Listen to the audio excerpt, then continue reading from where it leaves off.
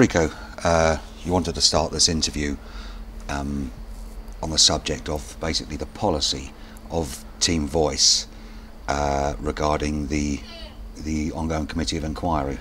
Yeah, obviously the committee of inquiry got underway in April 2014 really, and Team Voice has been quiet on our reporting of the committee of inquiry. This is for a number of reasons. One was we made a decision very early on, but we just let the committee of inquiry move on, see how it progressed, and just take a look from the outside. And I had other issues that I needed to deal with on my blog, which I now have moved on from, and I want to be looking at the committee of inquiry. But just going back to that point, I think it was the right decision to make, but we thought, we won't report on it. Let's just see what happens. Let's look. We had some concerns. You were actually going to the hearings and was getting a first-hand experience of what was going on. And for me, and I know we've talked about it, there are some major concerns, and I think now is the time for us to start highlighting these issues.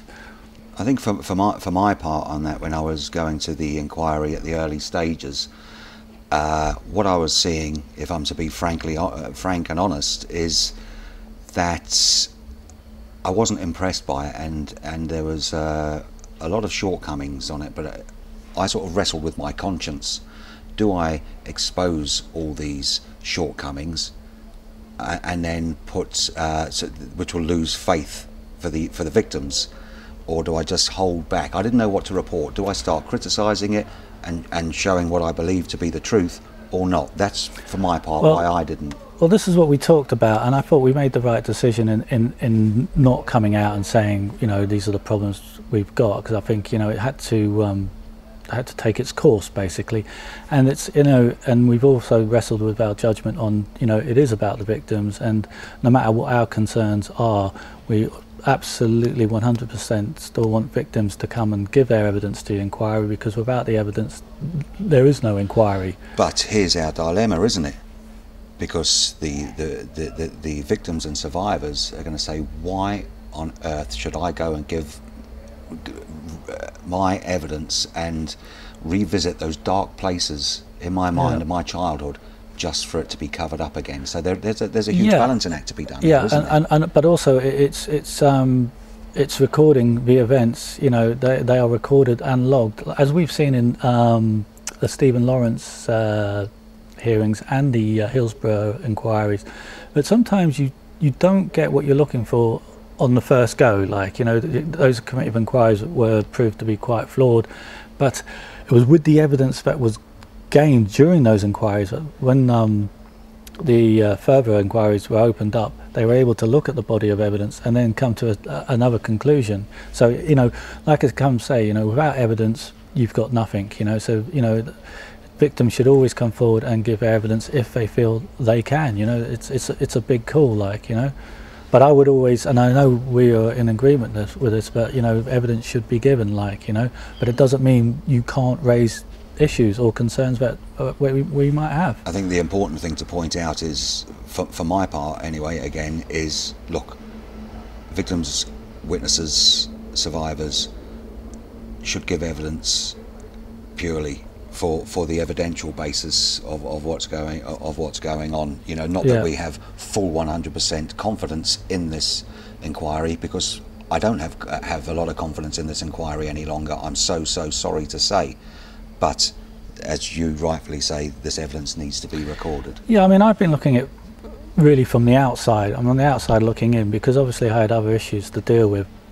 I haven't been reporting on it, which I want to start now. This is the beginning of me now focusing on the committee of inquiry, and obviously I'm well aware of the issues, of concerns being raised by yourself, former Deputy Bob Hill, former Deputy Daniel Wimbley. These are proper, former Senator Stuart Silvray, these are real proper concerns, and I've been copied into a lot of emails, but I've not been getting involved because, like I say, I've got other stuff going on. But I've just been really concerned at, and I'm going to say it's a lack of professionalism from the committee of inquiry in their replies. not lack of replies. You know, well, that's what I was going to say. It's not more the lack of replies; they just don't respond. You know, to email. it's like every time someone sends an email, there's been no response, or you know, it's either someone's at a wedding, someone's at a funeral, or someone's on holiday. And I'm thinking, come on, you know, this is a £6 million inquiry. Where's this team in place to be on hand 24/7 for any inquiry that comes in? Even if a victim comes forward, you know, they might come forward, you know, and they need an immediate response. Now, I hope they get it, but you know, from what I've seen regarding people on the outside parties, you know, looking for answers, it's just not happening. And you know, these issues have got to be raised, like, you know. Well, as you said, former Deputy Daniel Wimberley, who was hugely instrumental in the formation of the terms of reference, played a big part in it. And they're just not answering his questions, they're not answering my questions, they're not answering Deputy Bob Hill's questions. And these are fundamental questions that will put confidence, or otherwise, in this committee of inquiry. And they're just dodging the questions. My latest email to them is saying, well, they are treating us anti-abuse campaigners exactly the same way as our government treats us, and our government stands accused of complicity in child abuse. It comes, for me, looking at it, you know, they just seem to have a problem handling criticism. Now, in anything in life, in no matter what you do, you know, even us doing this interview here now, you know, there'll be people on the outside who could criticise this interview, and then you've got to look at it. Okay, what points are being raised, and do they have a point? And if so, can we then, you know, make things better? But you know, our committee of inquiry just don't seem to be able to handle any sort of criticism, you know. Or constructive feedback. Yeah, and it's not criticism for criticism's sake. You know, it's because, you know, like everyone, we just want this committee of inquiry to succeed. And for it to succeed, you know, if you see something that's not right, then it should be highlighted, you know. Yeah. And, you know, we can go through some of the points, you know. Well, one of the points is, of course, the banning of Citizens Media and the way they went about that. Again, you know, when I was looking at this, you know, I wasn't involved in this, and you know, my personal take on this, you know, they just handled it so badly, you know. Okay, you know, Stuart Sivray was in the room sending out tweets. It was tweets they obviously didn't like because he was criticising the inquiry. Now, which he has every right to do. Which every right to do, and you know, they just thought, oh, how do we deal with it? You know, how it seemed to me was, how do we deal with this? Right, okay, well, I don't want to go in and tell him to leave or anything like that. So what we'll do is we'll kick all the bloggers out, because then we don't have to deal with what the little issue was. And for me, it's like schoolyard stuff. Like, you know, this shouldn't be happening. There should be someone at the helm of the committee of inquiry knowing how to deal with these situations arise. You know, if they had a problem with former Senator Sivray and his tweets, they should have pulled him to one side, and it should have been a one-to-one chat. Because is it a coincidence that yourself and Bob Hill have been in this media room without a problem? You've gone to the hearings, you've sat in the media room, no problems, then all of a sudden Senator Sivray sends out 8 tweets and you all get banned? Is that coincidence?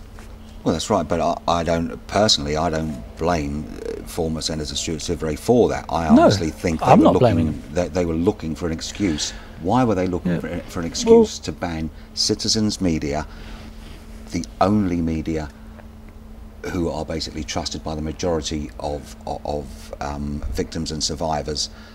Our local state media stand accused of complicity in the cover-up of this child abuse. Why were they looking for an excuse to ban Citizens Media? Yeah, I mean, that's for the committee of inquiry to answer. You know, I mean, fair play to anyone who can get an answer out of them. But what I decided to do is I went back on Stuart Sivray's tweet timeline, and I just thought, well, I'll just check exactly what he tweeted. And then when I read it, I thought, you know what, he raises some good points here, because then when I went into the transcripts to read the transcripts, I'm thinking, yeah, he's raising a point here, because the questioning just doesn't seem to be that good. The questioning of the panel to the witnesses. Yeah, you know, and I thought, yeah, you know, he was mentioning about servitude, people coming out of care homes and serving for the rich, basically. I want to come on to that in a minute, if that's all right with you. Yeah, no problem. But another thing why we sort of have doubts about this committee of inquiry is when people go and give statements to begin with to the lawyers, Eversheds, who are running it. Now the victims, survivors and witnesses give the statement, and it's basically they've got another lawyer there shorthanding, or, you know, transcribing what's being said. I mean, luckily, this is something I've had a really good insight into, and like I say, I will just tell it exactly how I've seen it. I've given my evidence, which I do need to finish, and I've sat through 2 abuse victims giving evidence as well. So I've sat through 3 hearings as such. I had Peter Jones giving, who I gave my evidence to, and I can't fault him. He was very knowledgeable. He asked the right questions, and you know, I just can't fault that process. But I was concerned that there was another person taking it all down in shorthand. Now, I spoke for 4 hours, and I was with 2 other people who spoke to 4 hours and 5 hours. You know, that's a lot to take down in shorthand, and these hearings aren't being recorded. And you know as well as I do, you know, the written word, you know, you can miss so much. You know, when someone's talking and they're going through their emotions, that's where it really is, you know, and there should be a recorded evidence as well to back up the transcripts. Well, for instance, all the police and just about everybody nowadays, because of the software we've got nowadays, you can audio record these giving evidence, and each have a copy, the witness, etc. But the problem seems to be like, why, I suppose the question is, and we can't seem to get a straight answer, is why aren't they audio recording these witnesses giving evidence? Well, you know, I can give you a good example here. I gave my evidence, and then when I got my transcripts back, I was a little bit shocked at just how inaccurate it was, and you know, how things weren't pointed out in it, and you know, and I thought, my God, I've got a lot of work to do with this So transcript. your statement came back inaccurate. Yes, because I mean, like, let's be honest here. When I gave my statement, you were sat next to me, and when I forgot stuff, you pulled me up on it. Now what you were saying is in my transcripts, but it's not abbreviated or anything. It's luckily I know what you were saying, because there's some stuff I need to take out. Now, you know. Well, I've got to be honest, I haven't, and I've met a few of them and spoken with a few of them, I haven't met one witness or survivor who has been happy when their statements have come back to them. Not only have they been accurate, there's been huge omission. And I know you know of one abuse survivor. I was just going to go into this. See, when I emailed Peter Jones and I said, look, my transcripts is not very accurate. Now, when I come forward with an abuse survivor, when they give evidence, I said it has to be spot on. So it should be recorded, because the last thing this person will need is an inaccurate transcript, because then they have to start going through it all again. It should come back, you know, almost ready 100% to sign off, because if you've got a recorded version of it, it should be accurate. And of course, I suppose we should point out this particular abuse survivor you're talking about didn't trust and still doesn't trust the committee of inquiry. So that's why it's so important that the transcript came back as accurate as possible. That's right. That's what I was trying to. I was trying to head the problem off at the pass, basically, because I knew what was going to happen. And I got told, no, we don't record transcripts anymore. We just take it down shorthand. I said, right, okay. Well, you better make sure it's accurate then. So I went with the person. Evidence was given. With the victim. With the victim, yeah.